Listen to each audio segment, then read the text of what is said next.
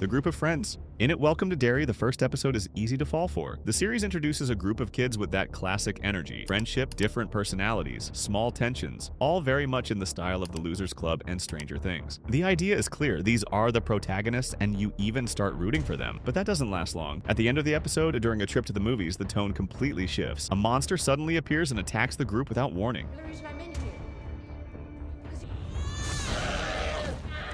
There's no elaborate escape, no heroic sacrifice. Most of the kids die right there. The ones left are Ronnie and Lily, and the final image breaks any expectation. Lily, in shock, covered in blood, standing in the lobby holding the arm of one of the children, the smallest in the group. The series practically destroys its own main cast right away, and this was a surprise for everyone who watched it, sending the message that no one is safe. In the series, there's also another plot twist. In the final episode, the story expands the game. Pennywise reveals something to Marge Truman that completely changes the audience's perception. He says that in the future, she will have a son, and that this son will help defeat him. That son is Richie Tozier, one of the protagonists from the IT movies.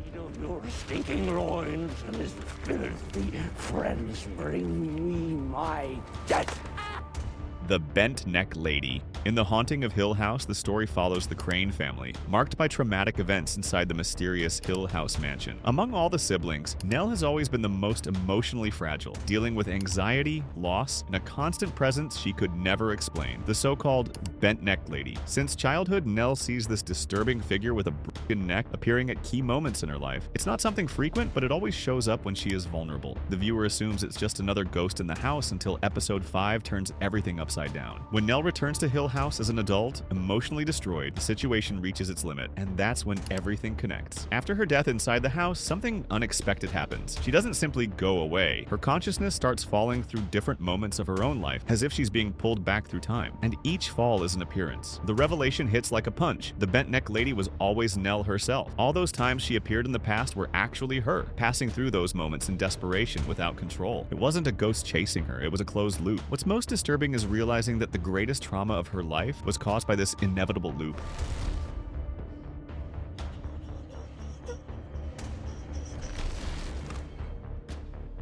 The Ice Truck Killer.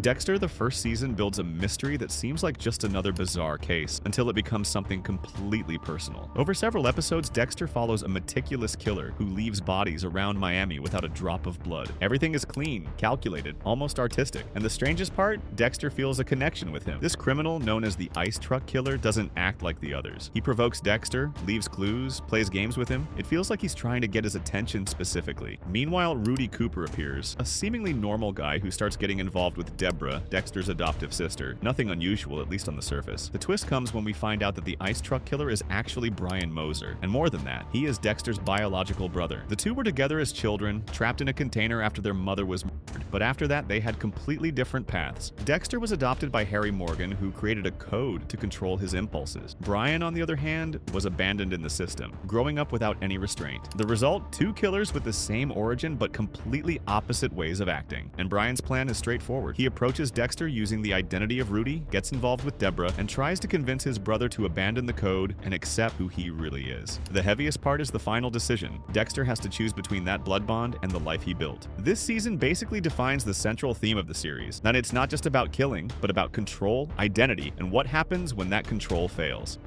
Body of Lies. In the first episode of Stranger Things, Will Byers disappears. After days of desperate searching, his supposed body is found in the town's quarry. For everyone, that is the endpoint, the confirmation that the boy did not survive. The police accept it quickly. The town begins to move on, but Joyce, his mother, stays stuck right there. She looks at the body and simply doesn't believe it. It's not just emotion. She notices that something doesn't add up, especially the absence of a birthmark her son had. It's a small detail, but enough to raise a huge red flag. While everyone tries to convince her she's in denial, she insists that is not Will. The one who also starts to suspect something is the police chief, Jim Hopper. He finds everything too easy. Body found quickly, little transparency, strange restrictions in the investigation. Something is being hidden, and he decides to investigate. Hopper sneaks into the morgue and does what no one had the courage to do. He cuts the body open, and then comes the twist. There is nothing human there. It's a doll, an extremely realistic mannequin, filled on the inside. A fake body planted to close the case. From that point on, everything changes. It becomes clear that the government, through the Hawkins lab, is hiding something much bigger, including the Upside Down and the creature that took Will. The series holds this reveal for a while, leaving the audience divided, which makes the shock work even better. Rewritten Destiny. In Bates Motel, the premise already starts bold, telling the origin of Norman Bates before the events of Psycho. But the series doesn't settle for following what everyone already knows. It uses that audience knowledge to mislead and then turn everything upside down. The first big shock comes with Marion Crane. Anyone who knows the classic movie expects the famous shower scene. The series builds everything the same: the escape, the motel, the strange atmosphere, but at the crucial moment, it completely changes. Marion doesn't die. She survives and leaves. The one who gets attacked instead is Sam Loomis, her boyfriend. It's a direct break from what the audience expected, almost like a game with those who thought they already knew the ending. But the heaviest blow comes before that. Norma Bates, Norman's mother, who everyone knows is dead in the original movie, dies much earlier than expected in the series. At the end of season 4, Norman attempts a kind of final escape, filling the house with gas to die along with her, but only she dies.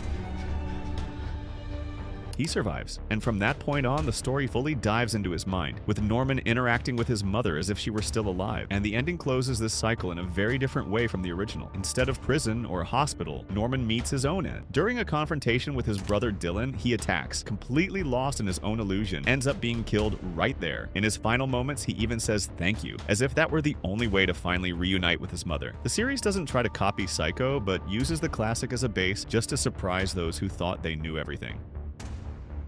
The Murder House.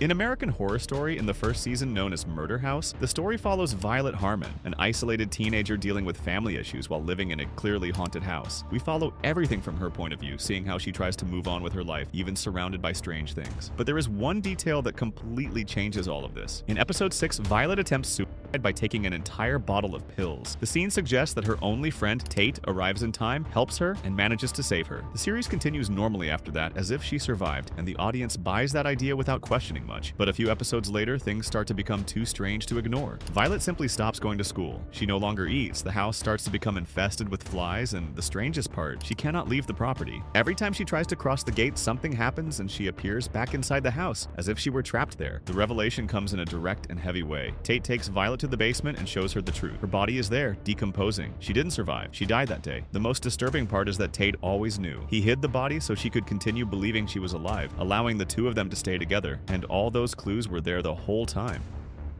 The Creature in the Cave.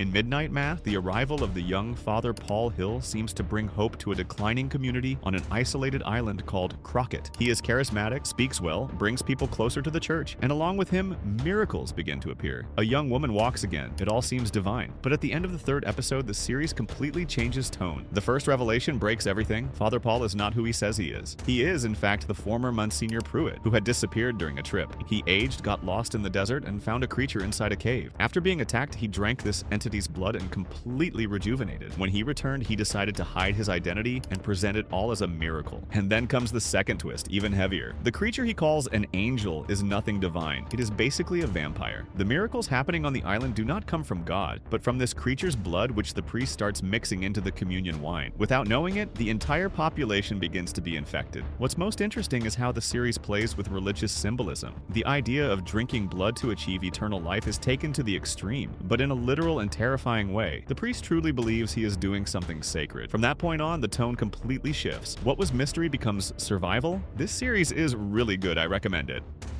Heir of Evil. In Marianne, we follow Emma, a writer who realizes that the scary stories she creates are connected to a real entity, the witch Marianne. After a lot of psychological and supernatural confrontation, everything makes it seem like she finally managed to end that cycle. But the final episode completely changes that feeling of victory. Emma finds out she is pregnant. At first, it just seems like a consequence of her relationship with Sabi, but it's not. The revelation is much more disturbing. The demon had manifested in his form precisely to impregnate her. In other words, everything was part of a plan. Evil was not defeated. It just found a way to continue existing.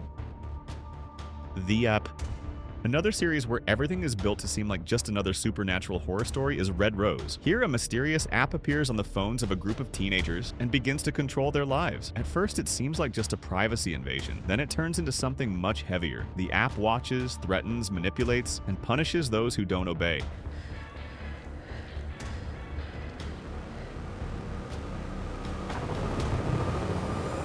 feels like there's something beyond logic there. The app knows too much, shows up at the right moment, controls devices in the house, sends disturbing messages. Everything points to an invisible presence, almost like an entity, and Rochelle's death reinforces that. What looks like a suicide caused by the pressure of the app leaves everyone with the impression that they are dealing with something impossible to fight. But the truth is much worse. Nothing there is supernatural. Red Rose is software created by real people. It invades phones, cameras, social media, and even household devices to monitor and manipulate victims in real time. What seems like a ghost is actually total surveillance. And there's more. The app is part of a game on the dark web, where people watch the victims suffering as entertainment. Everything is controlled by hidden users, with emphasis on a figure known as the Gardener, who coordinates actions behind the system. What started with an obsessed teenager quickly got out of control and became something much bigger. Rochelle's death also changes in weight. It wasn't just psychological pressure, it was something planned, executed within this twisted game.